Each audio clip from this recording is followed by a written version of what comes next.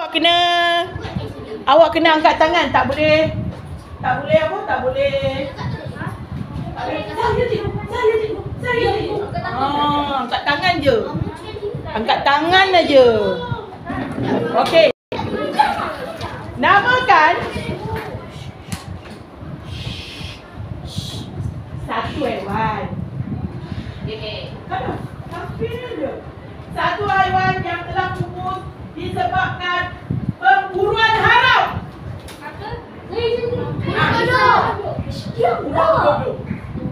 Lagi satu. Saya tanya pengetahuan ni, siapa yang macam tu dia tahu tak? Okey, burung dodol seekor haiwan yang berada di satu pulau. Apakah pulau itu? Pulau Mauritius. Pulau Mauritius. Okey, burung dodol lagi. Apakah sebab burung dodol pupus?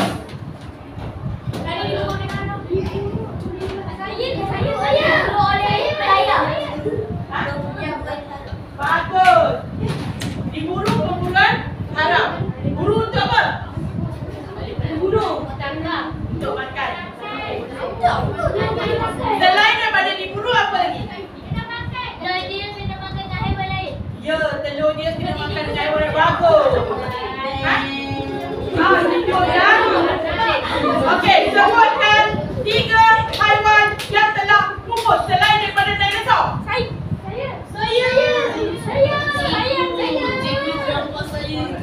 Tiga dah banyak.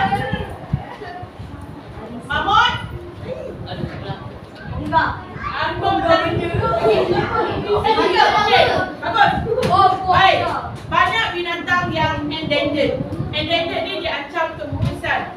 Terangkan kat saya, mengapa haiwan diancam kepupusan ini pupus? Bukan pupus. Diancam kepupusan. Sebab apa? Pemburuan haram. Bagus.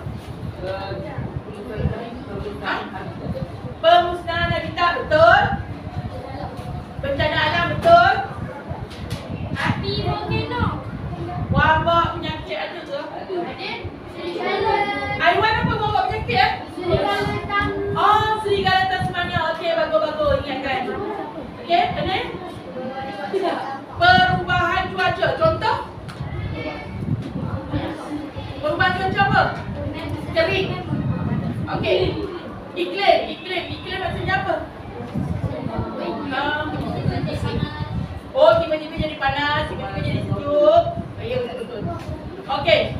Habis. Itu saja. Sekian, terima kasih. Okey, maksudnya awak tahu binatang yang hampir pupus?